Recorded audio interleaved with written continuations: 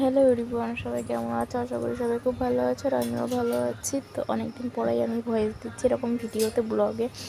তো আমি তো বেশিরভাগ কন্টেন্ট দিয়ে শুরু করি, কিন্তু এখন যে পুজোর মধ্যে যে হতো তো বুঝতেই পারছো যে এত পরিমাণে গান বাজছে যে আমার কথাটাই শোনা যাচ্ছে না, সেই জন্য আমি ভয়েস দিতে হলো।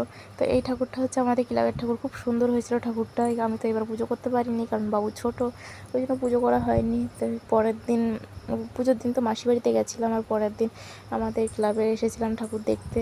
তো দেখেছি খুব সুন্দর হয়েছিল। তারপরে বাবুকে একটু নিচে ছেড়ে দিয়েছিলাম, ছেড়ে দিয়ে বাবু হাঁটছিল খুব সুন্দর করে। তারপরে চলে এসেছি আমাদের আরেকটা ক্লাব, আমাদের মানে বাজারে ক্লাব, এটা যুব সংঘ। এই ক্লাবে চলে এসেছিলাম ঠাকুর দেখতে। তো এই ঠাকুরটাও খুব সুন্দর হয়েছিল। এখানে খেলা হবে বলে সেই আয়োজনগুলো হয়েছে। ওই যে তোমার পাশে দু সাইডে কাপ রেখেছে, দেখেছো? এই মানে খেলা খেলা হবে, তারপর ড্যান্স হবে, অনেক কিছু অনুষ্ঠান হবে এখানে। তো এখানে তো সেরকম কোনো লোক ছিল না, হালকা লোক ছিল। তারপরে চলে আসলাম যে আমরা ঠাকুরটা দেখে যাই। তো চলো দেখে, তারপর সবাইকে বললাম, তো বলো চলো। তো ঠাকুরটা দেখ, সর্বপ্রথম আমি ঢুকেছি ঠাকুর দেখতে। খুব সুন্দর হয়েছিল ঠাকুরটা, ছোটোখাটোর মধ্যে খুব সুন্দর হয়েছিল, দারুণ হয়েছিল ঠাকুরটা। তো আমি প্রণাম করে নিচ্ছিলাম। তারপরে বাবু আসলো, মা আসলো, তারপরে বাবুকে একটু আশীর্বাদ করে নিলাম আমি। তো মা একটু প্রণাম করে নিল।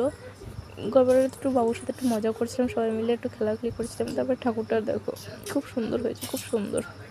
তারপরে বাবুর জন্য একটা খেলনা নেবে বলে তাই দেখাদেখি করছিলাম। মা তো দেখো কী সব বাজাচ্ছিল, একটা খেলনা নেবে বলে।